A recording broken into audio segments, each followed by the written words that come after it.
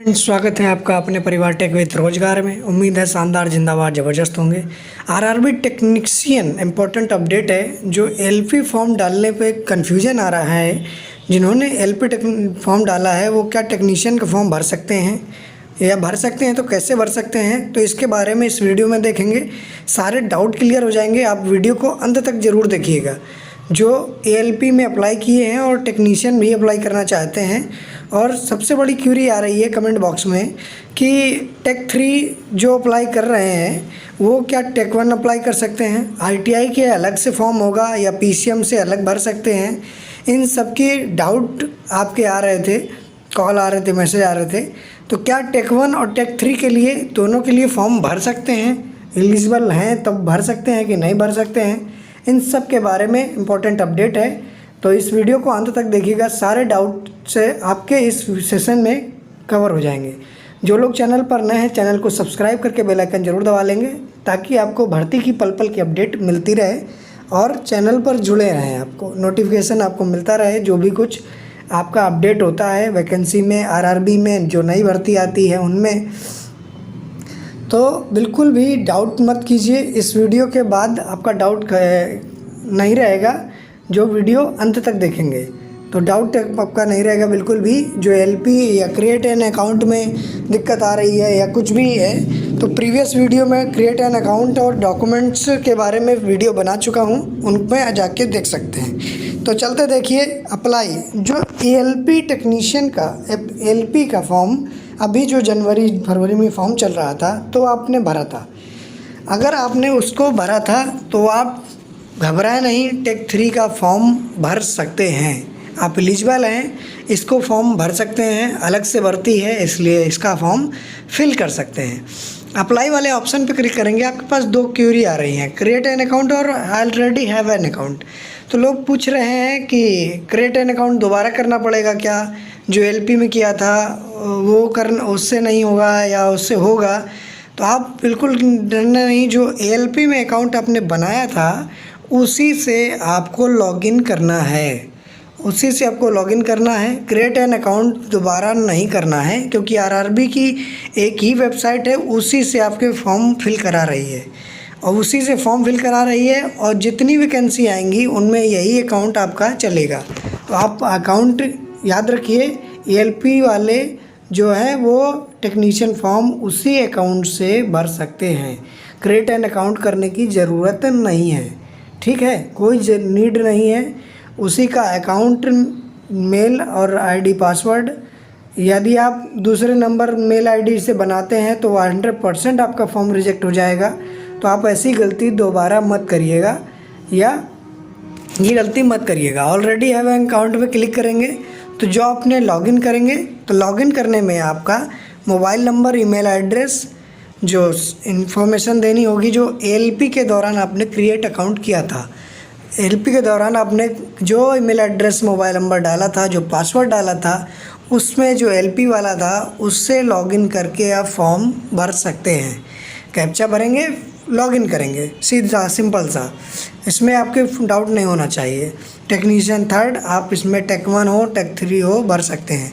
अगर आप पासवर्ड भूल गए हैं, एलपी का भरते वक्त पासवर्ड भूल गए हैं, जो टेक 1 और टेक 3 में भरने के लिए आपके पास पासवर्ड भूल गए हैं, तो इसमें क्या कर सकते हैं, आप फॉरगेट कर सकते हैं पासवर्ड को, ठीक।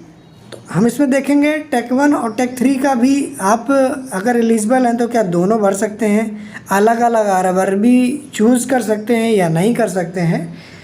तो ध्यान रखिए, अगर एएलपी का जो लॉगिन आईडी था, पासवर्ड भूल गए हैं, तो फॉरगेट ऑप्शन पर क्लिक करेंगे तो आपसे कुछ इन्फॉर्मेशन मांगेगा। तो कुछ इन्फॉर्मेशन प्रोसीड जब करेंगे तो आपको बताना होगा, क्या डाला था आपने, मोबाइल नंबर कौन सा था, ईमेल एड्रेस कौन सा था, ये आपको बताना होगा। और इससे क्या होगा, आप फॉरगेट पासवर्ड पर क्लिक करके आगे बढ़ सकते हैं। फॉरगेट पासवर्ड को रिन्यू कर सकते हैं, जनरेट कर सकते हैं, दोबारा से बना सकते हैं, ठीक। तो हम लॉगिन करते हैं। लॉगिन करने के बाद आपके पास होम पेज खुलेगा। तो उसमें दोनों वैकेंसी, जो एलपी वाले लॉगिन पेज था उसको खोलने के बाद आपके जो क्या नाम टेक 1 और टेक 3 ग्रेड 1 और ग्रेड 3 की वैकेंसी हैं, जो उनमें क्या है, आप फॉर्म कैसे अप्लाई करेंगे इसके बारे में हम प्रीवियस में बता चुके हैं। इस वीडियो में सिर्फ यही कवर करेंगे कि आप दोनों में एलिजिबल हैं तो भर सकते हैं, अलग अलग आरआरबी से भर सकते हैं कि नहीं भर सकते हैं। तो देखिए इंपॉर्टेंट फैक्ट, जैसे ही लॉगिन करेंगे तो आपके पास आरआरबी सेलेक्ट करने के लिए टेक 1 का और नेक्स्ट करके आगे बढ़ सकते हैं। अगर आरआरबी टेक 1 भर रहे हैं तो उसमें भर सकते हैं, टेक 3 भर रहे हैं, ग्रेड 3 है, अगर इसमें आरआरबी आपने सेलेक्ट की है तो आरआरबी सेलेक्ट करके इसमें नेक्स्ट करके फॉर्म फिल कर सकते हैं।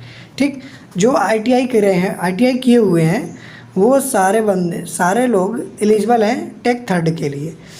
आईटीआई वाले और जो कुछ पोस्ट हैं 12th प्लस पीसीएम के लिए वो एसएनटी है, तो उनके बारे में बता चुके हैं प्रीवियस में वीडियो में। तो देखिए जो ग्रेड 1 की वैकेंसी है, ग्रेड 1 और ग्रेड 3, ग्रेड 1 ग्रेड 3 में कन्फ्यूजन ये है कि हम दोनों फॉर्म अप्लाई कर सकते हैं। तो आप ये दोनों फॉर्म, इसमें ग्रेड 1 में भी आप जोन सेलेक्ट करके आरआरबी सेलेक्ट करके आप इसको प्रोसीड कर सकते हैं, आगे बढ़ सकते हैं और ये दोनों फॉर्म आप फिल कर सकते हैं। दोनों फॉर्म के लिए आप एलिजिबल हैं। जो सिग्नल एसएनटी की पोस्ट के लिए एलिजिबल हैं वो भी इस फॉर्म को आरआरबी सेलेक्ट करिए। और ये भी क्यूरी आ रही थी क्या अलग अलग आरआरबी चूज़ कर सकते हैं, तो बिल्कुल आप अलग अलग आरआरबी चूज़ कर सकते हैं। मतलब आप ग्रेड 1 में आप कोई और आरआरबी चूज़ करना चाहते हैं तो यहाँ से चूज़ करेंगे। मान लीजिए कोलकाता है तो आप अलग आरआरबी चूज़ करना चाहते हैं, और ग्रेड 3 में अलग वैकेंसी है उसमें अलग चूज़ करना चाहते हैं। मान लीजिए एक नज़दीक रहना चाहता है, एक दूर रहना चाहता है, मान लीजिए कहीं वैकेंसी ज़्यादा है कहीं कम है ग्रेड 1 की ग्रेड 3 की, तो आप एलिजिबल हैं अगर आपके पास डॉक्यूमेंट हैं, आप वो क्वालिफ़िकेशन है आपके पास जो दोनों में क्वालिफाई करता है, दोनों में एलिजिबिलिटी पूरी करते ही हैं, तो आप दोनों फॉर्म को भर सकते हैं, दोनों फॉर्म में एलिजिबल हैं। तो आईटीआई 12th प्लस में ये आ रहा था, एक क्यूरी आ रही थी कि क्या आईटीआई वाले फॉर्म भर सकते हैं, तो ग्रेड 3 वाले आईटीआई भर देते हैं। कोई एक जोन सेलेक्ट करके आईटीआई भर दिया है, तो लोगों की क्यूरी थी कि क्या 12th पीसीएम वाली वैकेंसी अलग जोन अलग आरआरबी में अलग है वैकेंसी, तो क्या दूसरी जगह से फॉर्म दोबारा भर सकते हैं पीसीएम से।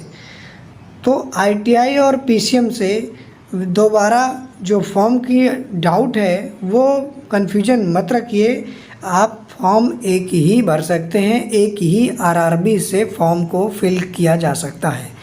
ग्रेड 3 में आईटीआई किए हों या एक्ट अप्रेंटिस किए हों तो एक ही आरआरबी से आप फॉर्म को अप्लाई करेंगे, क्योंकि अगर आप ऐसा करते हैं कि दूसरी आरआरबी चूज़ करते हैं तो आप ना घर के रहेंगे ना घाट के रहेंगे, दोनों के आप फॉर्म रिजेक्ट करा लेंगे। तो इससे अच्छा है कि गलती मत करिए, एक आरआरबी होगी चूज़ होगी, एक फॉर्म फिल होगा ग्रेड 3 का, आईटीआई किए हों या 12th पीसीएम किए हों या एक्ट अप्रेंटिस किए हों, इन सब की जानकारी आप एक आरआरबी में ही देंगे। ऐसा नहीं है कि आईटीआई के लिए अलग फॉर्म फिल कर दिया, फिर दोबारा से लॉगिन किया, फिर नया रजिस्ट्रेशन करके 12th पीसीएम दोबारा से कर दिया, तो आप फॉर्म रिजेक्ट करा लेंगे ऐसे। तो आप क्या करेंगे, जब आईटीआई सेलेक्ट करके फॉर्म आगे प्रोसीड करेंगे तो आपके लिए प्रेफरेंस आती है, पोस्ट प्रेफरेंस भरना होता है आपको। तो कई सारी देखा होगा पोस्ट लगी होती हैं जिसमें एसएनटी है, पीसीएम के लिए भी है, जो 12th लेवल है, आईटीआई की पोस्ट हैं, ट्रेड वाइज हैं। तो आप क्या करिए उसमें सेलेक्ट करेंगे, पोस्ट प्रेफरेंस देंगे, फर्स्ट सेकंड थर्ड कैसे देंगे, एसएनटी कहाँ रखते हैं, आप उस हिसाब से पोस्ट प्रेफरेंस दे सकते हैं। और जो आपके पास क्वालिफ़िकेशन है, आपके पास आईटीआई है, 12th पीसीएम है, एक्ट अप्रेंटिसशिप है, या जो भी और भी डॉक्यूमेंट्स हैं वो आप देना चाहें, सब कुछ आप इनमें फ़ायदा मिलेगा आपको। आईटीआई 12th पीसीएम जो एलिजिबिलिटी है, एक्ट अप्रेंटिस है, ये सब आप उसमें डॉक्यूमेंट में बता सकते हैं, डॉक्यूमेंट अपलोडेशन में बोल सकते हैं ये हमारे पास एलिजिबिलिटी है, ये है हमारे पास। लेकिन आप एक ही आरआरबी से फॉर्म को फिल करेंगे। पोस्ट प्रेफरेंस है, उसमें आप ऊपर नीचे पोस्ट को कर सकते हैं, ट्रेड वाइज है, एसएनटी पोस्ट है, उनको ऊपर नीचे जैसी वैकेंसी है उसके हिसाब से डाल सकते हैं पोस्ट प्रेफरेंस। तो आप इसमें कन्फ्यूजन मत रखिए, एक ही आरआरबी से अप्लाई कर सकते हैं फॉर्म। ठीक, तो कोई कन्फ्यूजन मत रखिए, जो दोनों के लिए एलिजिबल हैं, एलिजिबिलिटी आपको बता रखी है प्रीवियस वीडियो में। तो चैनल को सब्सक्राइब कर लीजिए, शेयर कर दीजिए। ठीक है, आप ध्यान रखें, प्रीवियस वीडियो जाकर देख लीजिए कैसे फॉर्म फिल करना है, कैसे डॉक्यूमेंट बनवाने हैं, कौन कौन से डॉक्यूमेंट लग रहे हैं और क्या एलिजिबिलिटी है। तो इन सब के बारे में प्रीवियस में वीडियो बना चुके हैं। ठीक है, ये आपकी डाउट, उम्मीद है आपका डाउट क्लियर हो गया होगा। मिलते हैं नेक्स्ट वीडियो में, तब तक स्वस्थ रहें, मस्त रहें। जय हिंद, जय भारत, जय माँ सरस्वती।